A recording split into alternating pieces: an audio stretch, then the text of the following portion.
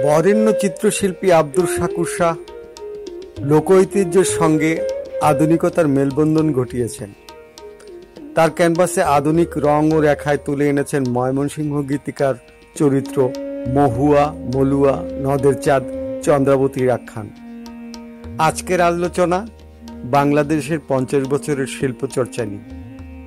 আমরা যখন ছাত্র হিসেবে ভর্তি চারপাড়াতে, তখন এটা আমরা ভর্তি 1965-তে ভর্তি, 65 থেকে 70 এই পর্যন্ত ধরো চারপাড়াতে পড়াশোনা।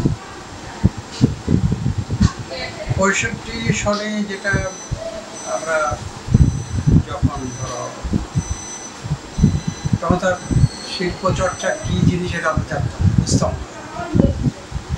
আর্ট কলেজে যখন আসলাম ভর্তির জন্য, কলেজটাকে রাখতে মনে হয় যে এটা রাজবাড়ি। আমাদের স্যার যে এত বড় নাম করা শিল্পী, সেটাও পরবর্তী পর্যায়ে আমরা জানতাম। আগে কখন আমি তো জানতাম আর্ট কলেজের শিক্ষা ব্যবস্থা কী, মানে কীরকম মানে ক্লাস বা কীভাবে ছবি আঁকান শেখানো, এগুলো আমি তো আগে জানতাম। ভর্তি হওয়ার পরে তখন ওই নিয়ম কানুন যখন দেখাচ্ছিল, তখন বুঝলাম হয় ছবি আঁকা বা শিল্পচর্চা একটা ভিন্ন বিষয়। ভর্তির পরপরই ধরো 1965-তে তখন ওই যে পাক ভারত যুদ্ধ, যেটা তখন আমরা খুব মানে যুদ্ধের সময় ওই যেটা হলো প্রতিটা কলেজের ভিতরে প্রতিটা ইয়েতে যাতে উপর থেকে বম পড়লে পারে যাতে কেউ ক্ষতি না হয়, সেজন্য অনেকে ওই মাটির গর্ত করতেছিল। চারকোলার ভিতরেও আমরা যারা ছাত্ররা মিলে আসি গর্ত করে রাখতাম, যে যাতে মানে সেফটি। বাঙালির যে আন্দোলন যেটা শুরু হলো, সেগুলো কিন্তু বেশিরভাগই ছাত্রদের ভিতর থেকেই শুরু হচ্ছে। আমরা তখনও ব্যাপারটা ওইভাবে বুঝি না। যাই হোক, চারুকলার যে শিক্ষা ব্যবস্থা, ওই জায়গায় আমি ফিরে এসে আবার তখন 10টার থেকে তোমার বিকাল 4টা পর্যন্ত ক্লাস হতো। প্রথম যখন ক্লাসে টিচার আসলো, আমরা নর্মালি স্কুলে যেভাবে বসেছি বেঞ্চের পরে, সেখানে দেখে অন্য ধরনের একটা চ্যালেঞ্জ, যেটা আমরা প্রথমে একটু নাম শুনলাম, ওই বিশেষ ধরনের একটা বসার মানে বেঞ্চ। তো বেঞ্চটার সামনে একটা এরকম আর একটা কাঠ লাগানো, এরকম লম্বা করা। তখন টিচার বোঝাচ্ছে যে এটার উপরে বোর্ড রাখবে, তারপর কাগজটা ক্লিপ দিয়ে আটকাবে, তারপরে তোমাকে যে বিষয়টা দেওয়া হবে সেটা দেখে দেখে আঁকবে। এই প্রথম আমার মানে শিল্পচর্চার বিষয় নিয়ে ছবি আঁকা, এই প্রথম। তখনও বুঝি নাই যে কি বিষয় দিলে তাহলে সেটা আঁকা যাবে। বাট তখন প্রথম দিকে ধর টিচাররা বোঝাইতো যে একটা প্রথম দিকে যখন নিয়ে আসলো, ধরো একটা কলসি নিয়ে আসলো, কলসিটা সাবজেক্ট হিসেবে সামনে দিল এবং বলো এটা ড্রয়িং করো। তো আমরা তো প্রথম দিকে পারি না যে কলসির মুখটা কীরকম হবে, তারপরে এটার কাঠামোটা কীরকম হবে, ঠিক ওইভাবে হতে পারি না। তখন টিচার দেখায়, অনেক সময় বোর্ডে ওই ড্রয়িং করে দেখায়। এইভাবে স্লোলি আমরা বিষয়গুলোকে আমরা আয়ত্ত করা শুরু করি। প্রথম দিকে ড্রয়িং, তারপর কিছুদিন পাতা, মানে গাছের ডাল পাতা সহ নিয়ে আসলো, ওটার যে কাঠামো আছে দেখে দেখে দেখে দেখে পেন্সিলে ড্রয়িং, তারপরে ওটা ইঙ্ক দিয়ে ড্রয়িং। এইভাবে তোমার গ্র্যাজুয়ালি বাট ডেভেলপ হতে থাকে। তারপরে বলা হলো স্কেচ। তো বললাম যে এটা আবার কি জিনিস, আসলে এটা করছে। তখন কিছু উদাহরণ দিয়ে দেখা গেল যে এইগুলো স্কেচ, মানে একটা খসড়া জিনিস, একটা জিনিস দেখলে হুবহু একটা গাছ, সে গাছের কাঠামোটা কীরকম, সেটা একটা খসড়া ড্রয়িং করে। তারপরে আবার এটার আবার বলা হলো লাইটিং শেড। এই প্রথম দেখলাম লাইটিং শেড, সূর্যের আলো পড়লে আর একদিকে ছায়া, সেইটা তোমার এই গাছের লাইট অ্যান্ড শেড আলাদা। এইভাবে লাইট অ্যান্ড শেডের কথাটা আসলো। তারপরে তোমার পেন্সিলের কতটা গ্রেড, হ্যাঁ, সে 2B থেকে শুরু করে 6B পর্যন্ত, বা তারপরে আরেকটা আসবে আরও গাঢ় করার জন্য চাকরি। এই ধরনের এই কথাগুলো এইভাবেই আস্তে আস্তে মানে আমরা যারা ছাত্র মানে চারুকলা শিক্ষার জন্য ভর্তি হলাম, তারা আমরা এইভাবেই ডেভেলপ করি। এর পরবর্তী পর্যায়ে সাবজেক্ট হিসেবে আসলো ছবিতে যে ডিস্টেন্স, যেটাকে আমরা বলি পার্সপেক্টিভ, সেটা একজন শিক্ষক আসলেন, উনি এটাকে বোঝালেন যে এইভাবে যে মানুষ এক জায়গায় দাঁড়িয়ে থাকলে দূরে কীভাবে যাবে। তখন দেখা বলতেছে এটা যে ভ্যানিশিং হয়, মানে একটা যে জায়গায় মানে যেতে যেতে একটা জায়গায় যে পয়েন্ট হয় সেখানে আর দেখা যায় না। যেটা উদাহরণ হিসেবে দেখা গেল যে দেখো একটা সমুদ্রের পাড়ে দাঁড়াইলে দেখবে একটা জাহাজের প্রথম একটু উপরে দেখা যায়, জাহাজ যখন কাছে আসতে থাকে তখন আস্তে আস্তে সামনে যখন এসে তখন পূর্ণাঙ্গ জাহাজ দেখা। এটাই হলো ডিস্টেন্স, মানে পার্সেপটিভ, যে মানে আমরা যেটা পরিপ্রেক্ষিত বললাম, সেটার মূল বিষয়টা এটা। ছবি আঁকতে গেলে ওই জিনিসটা আনতে হবে যে সামনে যে যদি বড় হয়, দূরে গেলে ছোট হয়। এইরকম ভাবে ধরো তারপরে এরপরে আসলো ধরো আমাদের ওয়াটার কালার, যে পানির সঙ্গে রং মিশিয়ে কাগজের উপরে মিডিয়া হিসেবে ব্যবহার করে ছবি আঁকতে হয়। তো সেখানে প্রথম দিকে হয়তো ফুলের যে রং বা কাঠামো বা সেটার যে ফুলের যে একটা মানে সফটনেস আছে, সেটা ওয়াটার কালারে বুঝাইতে হবে। বা একটা লেবু বা একটা টমেটো বা একটা বেগুন, এগুলো সামনে দিয়ে রাখা হলো, সেটা দেখে দেখে ওয়াটার কালারে আঁকা। এটা পরবর্তী পর্যায়ে এটাকে আবার স্টিল লাইফে নিয়ে দিল, যে একসাথে অনেকগুলো জিনিস দিল, ওটা ওয়াটার কালারে মানে আঁকার জন্য। এইভাবে water colour, sketch, drawing, perspective. তারপরে এখানে একটা সাবজেক্ট ছিল উড কাট, এটা আর একটা ডিপার্টমেন্টে যায়, সাবজেক্ট ক্লাস উড কাট, কাট কোথায় ওরে প্রিন্ট করত। আর একটা ছিল মডেলিং, মাটি দিয়ে যে কোনো একটা আবরণ করা। আরেকটা ছিল সিরামিক্স, সেখানে ওই মাটি দিয়ে তোমার একটা পটারির মতো বানায় সেটা শেখা। এইভাবে সাবজেক্টগুলো আমাদের আসছে, এবং এই সাবজেক্টগুলো সেকেন্ড ইয়ার পর্যন্ত এই কয়টা জিনিসকে শেখানো যেতে পারে। যে যত ভালোভাবে যেটা গ্রহণ করতে পারছে, তার ছবি তত ভালো। অনেকে হয়তো ধরতেও পারছে না, বুঝতেও পারতেছে না। তো আমাদের জল রঙে বেশি কঠিন হলো জল রঙ, যেটা যে 3 বার লাগানোর পর ছোটে শেষ করতে হয়, তো সেটা অনেকে পারতেছে। দেখা গেলো রং লাগাইছে, ভিজা অবস্থা আবার রং দিছে, এক রঙের সঙ্গে আর এক রঙ মিশাইছে। এরকম জল রঙটা কঠিন যদিও ছাত্রদের জন্য, কিন্তু যদি আয়ত্ত করতে পারে তাহলে ভালো ছবি। যেরকম আমি আমার সেই সময় যে সেকেন্ড ইয়ারে উঠে, যেরকম আমার এই মোরগের কাজটা সেকেন্ড ইয়ারে উঠে, যখন একটা মানে মোরগ দিয়ে কম্পোজিশন করা, কয়েকটা মোরগ রাখছে সেখানে কম্পোজিশন করা, এরকম মোরগ, কবুতর, তারপরে ধরো সেকেন্ড ইয়ার এইভাবে শেষ হওয়ার পরে তখন আমরা যেটা বলি থার্ড ইয়ার, যেটা degree course. First year second year এটা কিছু আমরা যে ইন্টারমিডিয়েট, যেটা নর্মাল ইন্টারমিডিয়েট করে সেই রকম একটা কোর্স আমাদের এখানে। বেশিরভাগ হলো প্র্যাকটিক্যাল, থিওরিটিক্যাল দুটো সাবজেক্ট ছিল। সেকেন্ড ইয়ার থেকে পাস করার পর থার্ড ইয়ারে ওঠার পর ওখানে যে 3-4টা ভাগ হয়, যে কারা কোন সাবজেক্টের বিষয়ের উপর। দুইটা সাবজেক্ট ডিগ্রি হলো তখন। একটা হলো ড্রয়িং অ্যান্ড পেইন্টিং, এখানে আর একটা সাবজেক্ট মানে ওরিয়েন্টাল। এই 3টা সাবজেক্টের উপরে ডিগ্রি পড়াশোনা করা যায়। তো আমি প্রথম দিকে মানে বিভিন্ন কারণে আমি কমার্শিয়াল ডিপার্টমেন্টে ভর্তি হয়েছি। পরে যখন দেখলাম যে আমার সিদ্ধান্তটা ঠিক হয়, হ্যাঁ, যে আমার ছবি আঁকার ইচ্ছা যেহেতু মানে ড্রয়িং অ্যান্ড পেন্টিংয়ে ভর্তি হওয়া উচিত। পরে আমি প্রায় 15 দিন পরে আবার ওই ভর্তি উদ্র করে আমি ড্রয়িং অ্যান্ড পেন্টিংয়ে ভর্তি হলাম আবার অন্য বন্ধুদের সঙ্গে। যাই হোক, পরবর্তী পর্যায়ে ওই সুযোগটা হলো ড্রয়িং অ্যান্ড পেন্টিংয়ে পড়ার। সেখানে বেশ কিছু সাবজেক্ট, মেইন সাবজেক্ট হলো মানে আমরা যেটা বলি তৈলচিত্র, অয়েল পেইন্ট, এটাই মেইন চর্চা।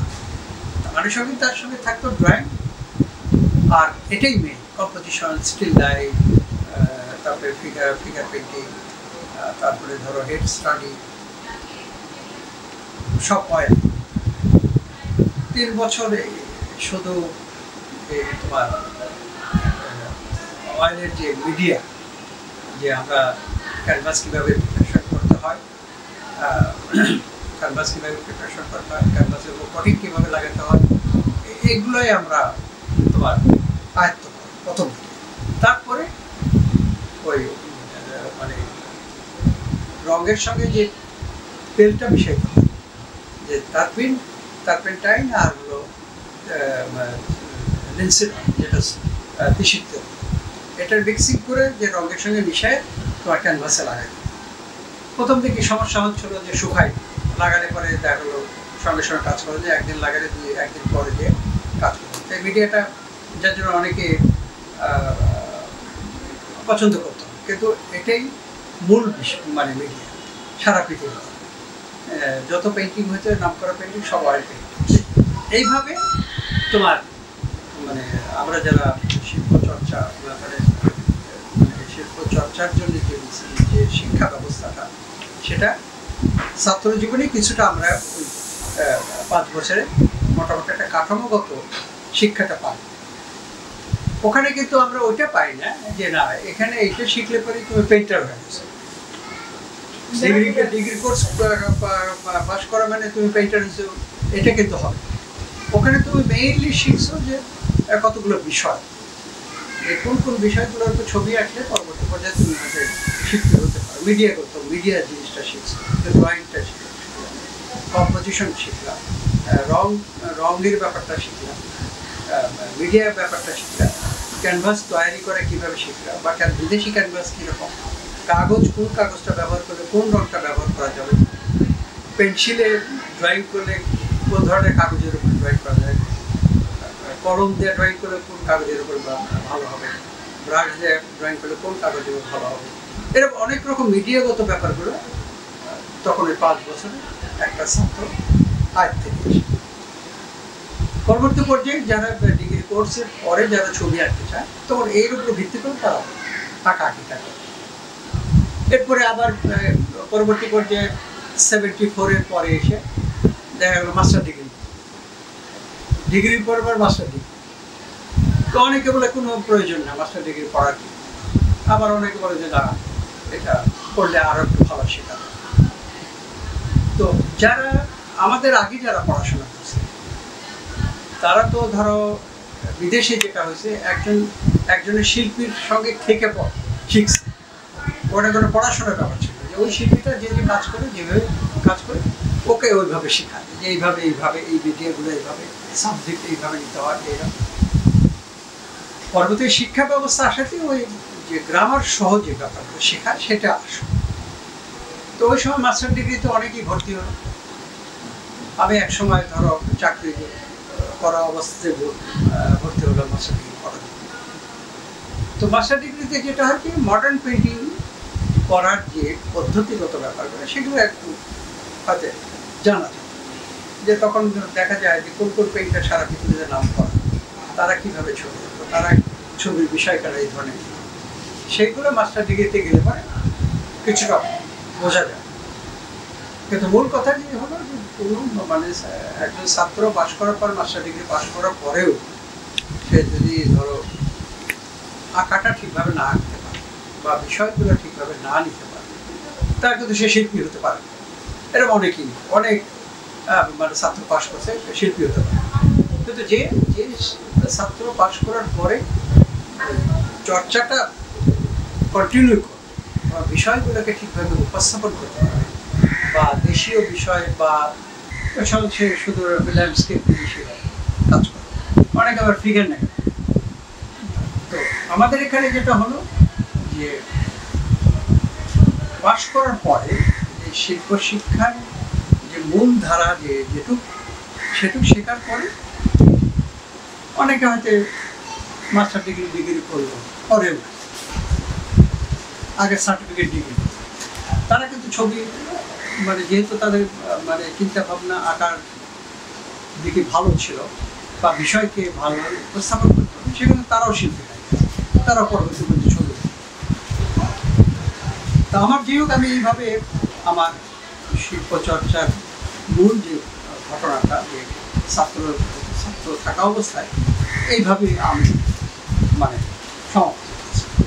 সমাপ্ত মানে কি, যে এরপরে কি আছে সেটার জন্যে আমি তখন আর চিন্তা ছিল না যে একটা চাকরি, যদি একটা চাকরি পাই তাহলে পরবর্তী পর্যায়ে আমার ওটার ভিতরে আবার রিভাইভ, যে না শিল্পচর্চা অন্য জিনিস, আঁকা এটা অন্য জিনিস, চাকরি বাঁচার জন্য, কিন্তু একজন শিল্পী তার বেঁচে থাকতে হবে, তার শিল্পচর্চা করতে হবে। পরবর্তী পর্যায়ে আমি ইয়েতে মাস্টার ডিগ্রি করার জন্য বড়গাঁয়ে যাই, এমএস ইউনিভার্সিটি বড়গাঁ, গুজরাট।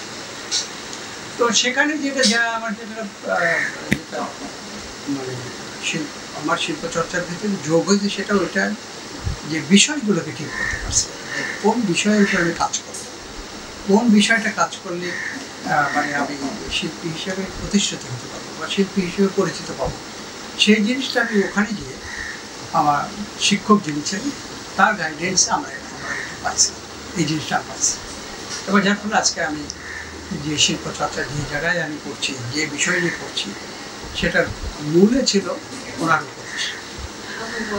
এইভাবে আমি আমার মানে শিল্প এখন এই যে আমার যে বয়স, এই এখনকার বয়স পর্যন্ত যতটুকু আমি আসতে পারছি, আমার মানে আঁকাআঁকি করার পরে যে জায়গায় আসতে পারছি, এটা আমার ধরতে পারো দূরদর্শিতা, ধরতে পারো আমার বিষয় উদ্ভাবন, মানে বিষয় নেওয়ার চিন্তাভাবনা, বা এটাকে ঠিকভাবে কম্পোজিশন, মানে কীভাবে কম্পোজিশন করে আমি এই জায়গায় আসবো, বা কীভাবে আমার এই ছবিগুলোতে রং লাগাবো, এগুলো সবগুলো আমি নিজের থেকেই মানে উদ্ভাবন করেছি। কিন্তু এই নির্দেশনটা আমি বেশিরভাগ প্রথম দিকে আমি ওখান থেকেই পাই, যে তোমার বিষয়টা তুমি ঠিক করো, কোন বিষয়ের উপর কাজ করে তুমি আকর্ষণ। আপনি ৭১ ঠিক আগে আপনি পাশ করে বেরিয়েছেন আন্দোলন ৭০, ১ বছর পরেই আন্দোলনটা তো আপনাদের ছাত্র জীবনেই চলে গেছে। ওই আন্দোলন যেটা বলে যেন ৬৯ গণ আন্দোলন, তারপরে ৬ দফা ১১ দফা আন্দোলন, এই সময়টা তো ঢাকা বিশ্ববিদ্যালয় এলাকায় সবচেয়ে মেইন কেন্দ্র ছিল আন্দোলন। প্রতিদিনই মিছিল, একজন বাঙালি হিসেবে বাঙালিদের যে চাওয়া পাওয়া, সেই আন্দোলনের জন্য মিছিল মিটিং হতো। তো প্রতিদিনই প্রায় যেতেই হতো, সব চারপাড়া থেকে বেরোতে চলে যায়, মিছিল যাচ্ছে, তো এরকমভাবে যেতাম। তো আমার খেয়াল পড়ে, আমার এক বন্ধু, মানে আমি দেশে গেছি ওই সময়, মানে ৬৯ ছুটিতে গেছি, তো বলছে আরে তোকে তো দেখলাম মিছিল।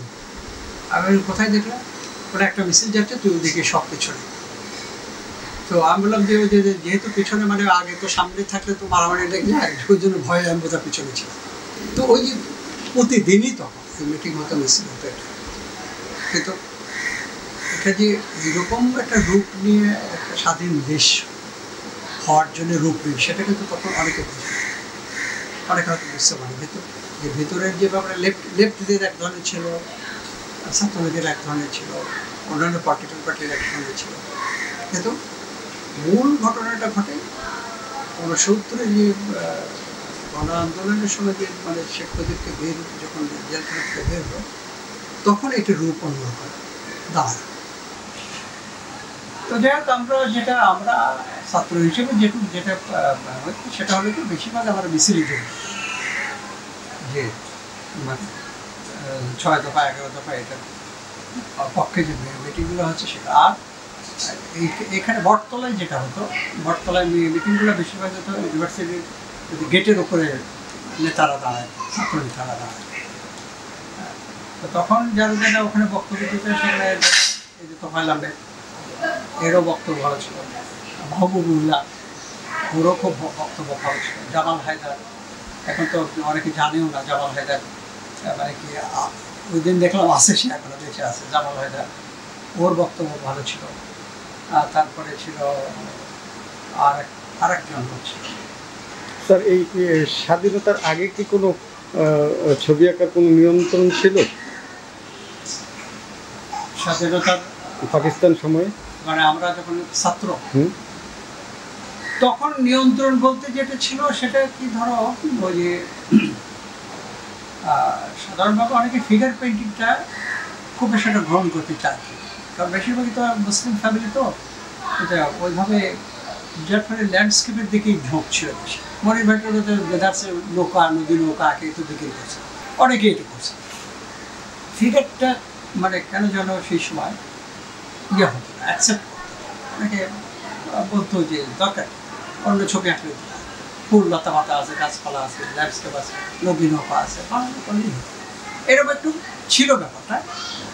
কিন্তু তাই বলে সকলে বাদ দেয়নি ফিগার আঁকে, যে না ফিগার। আর চালু করার ব্যাপারটা তখন বেশিরভাগ যারা একটু ঘোড়া মুসলিম ওরা ভালো চোখে দেখত, মানে আমার দৃষ্টিতে, কারণ আমার বাড়ির থেকে নিষেধ ছিল না, কিন্তু বলতো যে ফিগার আঁকো না, ফিগার আঁকাতে পারে। তো এখন আমি বাড়িতে বলে আর কি বলবো, আপনার তো পীর বংশের লোক, স্যার, তো অন্যরা কিভাবে নিত? না ওটা তো আমি, আমার ইচ্ছা যে ওখানে যেহেতু লেখাপড়া করছি না, হয় বিজনেস করতে হবে আর না হলে তখন ওই সিদ্ধান্তের পরিপ্রেক্ষিতে এই আর্ট কলেজে ভর্তি হবে, সেটা মানে কথা মানে জেনেই ইয়ে করলো যে তোমার যেহেতু এখানে পড়াশোনা ভালো লাগছে না, করতে পারছো না, ইন্টারমিডিয়েট পড়তে, তখন পড়তেছিলাম ইন্টারমিডিয়েট সেকেন্ড পার্ট। তো এটা পরে যদি কোনো একটা ভালো চাকরি টাকরি পায়, এরকম একটা তার ভিতরে হয়তো চিন্তা ভাবনা ছিল যে ঠিক আছে একটা পরে যদি একটা ভালো চাকরি পায়, হ্যাঁ, বা একটু কিছু করে এত দূরে আমার যে এরকমভাবে পরিবর্তনগুলো হবে সেটা তো সে বোঝান জানতো, সে বলতে পাশ করে একটা ওরকম একটা চাকরি পাই, এরকম। পরে ছবি আঁকা দেখে কিছু বলেনি তো? ওই যে স্কেচ যেগুলো করছি সেগুলো তো গাছপালা নদী টদী, তাও বেশি করে হোক, কিন্তু ফিগারের ওপর ঝোঁক, ফিগার পেন্টিংয়ের উপর ব্যাপারটা আসে তো ওই ড্রয়িং অ্যান্ড পেন্টিং ডিপার্টমেন্টে ভর্তি হয়। এখানে একটা ঘটনা আছে, তো বেশ, আমি তো ধরো যেহেতু কমার্শিয়ালে ভর্তি হয়েছিলাম, এই ফিগার টিগার আঁকতে হবে না, এটাও একটা কারণ ছিল। আর কমার্শিয়ালটা পাস করে চাকরি পাওয়া যাবে, এরকম একটা কারণ ছিল। কিন্তু মাহমুদুল্লাহ আমাকে বললো তো যে মিয়া তুমি ইয়াতে ভর্তি হয়েছে কেন, কমার্শিয়ালে কেন ভর্তি হয়েছে? তাই বলে ধর কে বলে বাদ দাও, পেটিকে ভর্তি। আমি যে আমাকে আবার নিবে, আমাকে বলে তোমার রেজাল্ট তো ভালো, তাহলে নেবে না এখন। আর হাসান খানও বলছে ড্রয়িং অ্যান্ড পেন্টিংয়ে ভর্তি, কমার্শিয়াল ভর্তি হয়েছে, কেন জন্য আমাকে দিবে, কোথায় ভর্তি হয়েছে? আমি স্যার বলবো তারপরে ড্রয়িং অ্যান্ড পেন্টিং শিখতে হলে ওখানে শিখো। হ্যাঁ, খালি কমার্শিয়ালে ভর্তি হয়েছে বোধহয় 10-12 জন, আর বাকিগুলো সবগুলো ড্রয়িং অ্যান্ড পেন্টিং। এই বন্ধু বান্ধব যতগুলো, মাহবুবুল আমিন থেকে শুরু করে যারা ছিল, হ্যাঁ, এ স্বপন চৌধুরী, কাজী গিয়াস, এত সব তো ড্রয়িং অ্যান্ড পেন্টিং। তো তখন একটা কারণ ছিল কি, আর্থিক একটা ব্যাপার ছিল, যে আমার ধরো সারা বছরের বাজেট ছিল 220 টাকা, 240 টাকা সারা বছরের বাজেট, কাপড় কেনা, রং কেনা, দুপুরে নাস্তা, আর থাকা আর খাওয়াটা ভাইয়ের এখানে। বড় ভাই যেহেতু আজিমপুরে সরকারি চাকরি করতো, তো আমার খরচের যে ব্যাপারটা সেটা 240 টাকা পাইতাম, একটা ডিপিআই থেকে পাইতাম 120 টাকা, আর বগুড়াতে জেলা বোর্ড থেকে পাইতাম 120 টাকা। এই 240 টাকা আমার সারা বছরের খরচ, কাগজ কেনা, কাপড় কেনা, ক্যানভাস কেনা, রং। একটা বিষয়ে একটু যে স্বাধীনতার পর আপনাদের মানে ফ্রেমের কি পরিবর্তনটা আসছে? স্বাধীনতার পরে এই দেশের কাজের পরিবর্তনটা কেমন আসছে? স্বাধীনের পরে যেটা হলো সেটা প্রত্যেকের ভিতরে আমি যেটা দেখছি, আমি তো ধরো ওই সময় তো ঢাকায় না, তো আমি তো ঢাকায় আসলাম 80-তে, কিন্তু মাঝে মাঝে আমি মানে খবর নিতাম ঢাকার কি হচ্ছে। পরিবর্তনটা হলো মানে অনেকে অনেক রকম বিষয় নিয়ে আসে এই মানে পেন্টিংয়ের ভিতরে। 74-75 আমি 80-তে আসলাম, তার আগে তো কমপ্লিট করছে সে। শাহাবুদ্দিন যেটা এসে হট করে করে ফেলে যে ফিগার, মুক্তিযুদ্ধকে ফিগার, মুক্তিযুদ্ধ মানে মুক্তিযুদ্ধ করছে একটা হিউম্যান ফিগার। এমনি তো আর মুক্তিযুদ্ধ হচ্ছে না, হিউম্যান ফিগারই তো রাইফেল সহ যুদ্ধ করতে যাচ্ছে। এটা প্রথম সে স্টাবলিশ করলো, এক বড় আকারে এক্সিবিশন করলো। এই প্রথম এই একটা মানে আমার প্রথম যে ফিগারেটিভ পেন্টিং এরকমভাবে একটা মানে দর্শকদের কাছে সেই সময় মানে সদ্য স্বাধীন বাংলাদেশে আসে, এটা আগে কেউ করতে পারে। দেখা গেছে ওই রাইফেল ঘাড়ে, এছাড়া আর অন্য কিছু বেশিরভাগ ছবি নতুনত্ব আনতে পারে। কিন্তু তা তো হবে। ধরো রাশিয়ান যে স্বাধীনতার উপরে বা তাদের যুদ্ধের উপর দুটা সিনেমা, একটা ট্রেন্সার ফ্লাই আর একটা হলো ব্যালট অফ স্পিকার। এগুলোর ভেতরে বিষয়গুলো দেখো কী ধরনের বিষয়ে তারা নিয়ে আসছে। তারপর রাশিয়ার ওই বিপ্লবের উপরে, রাশিয়ান বিপ্লবের উপরে ছবিগুলো দেখো কীরকম। তো এখানে সেইটা হলো না, যার জন্যে এরা ওখান থেকে বাইপাস করে মুক্তিযুদ্ধের বিষয়কে বিষয় হিসেবে নিয়ে এসে কিছু আঁকাআঁকি করে ওপর দিকে ওঠার সাইড থেকে তারা সরে যায় তারা পিওর অ্যাবস্ট্রাকশন। প্রত্যেকে একজনও শিল্পী দেখবে না যে মুক্তিযুদ্ধের উপরে কোনো বিষয় করে মানে ওই ধরনের কোনো কিছু করে একটা বড় আকারে জায়গায় গেছে। একটা দুইটা ছবি আবেদিন সারোগে যায়নি, কামরুল হাসানও যায়নি, তোমার বাকিরাও যায়, প্রত্যেকেই অ্যাবস্ট্রাকশন। যেটা আমি ধরো দিল্লিতে যখন একটা এক্সিবিশন হয়েছিল, ওটা দিল্লিতে 73-এ গেছিলো এক্সিবিশনটা, ওইটার উপর ওখানকার সমালোচক বলছিল যে সকল তোমাদের একটা এক্সিবিশন দেখলাম, কিন্তু মুক্তিযুদ্ধের ইম্প্যাক্ট এত কষ্ট করে তোমরা দেশ স্বাধীন করো, এর ইম্প্যাক্ট করে সেটা তো কিছু নাই, সব অ্যাবস্ট্রাকশন ছবি। ব্যাপারটা যে ধরো আমি তো আর বলতে পারবো না, আমি তো তখন ঢাকায় ছিলাম না, আমি ঢাকার বাইরে চিটাগংয়ে ছিলাম। তো এটা তো তুমি সমালোচক, তুমি এটা সন্দীপ সরকার নাকি, সন্দীপ সরকার নামে একটা সমালোচক ছিল, খুব পপুলার সমালোচক, সে বলছে। তো পরবর্তী পর্যায়ে ধরো অনেকে অনেক রকম চিন্তা ভাবনা করে চেষ্টা করছে যে মুক্তিযুদ্ধের বিষয়কে আনা যায় কিনা। মনির ভাই কিছু জায়গায় নিয়ে আসছে, তারপরে ধরো এইদিকে ওইরকম আর কাউকে আমি বশির ভাই কিছু শহীদ ছিল মানে অ্যাবস্ট্রাকশনের ভিতরে। তো এই হলো বিষয়। মুক্তিযুদ্ধটাকে ধরো এটা বলা যায় না, হয়তো আজ থেকে 100 বছর পরে যে হয়তো আবার রিভাইভ করতে পারে, ওই ধরনের সাবজেক্ট চলে আসে।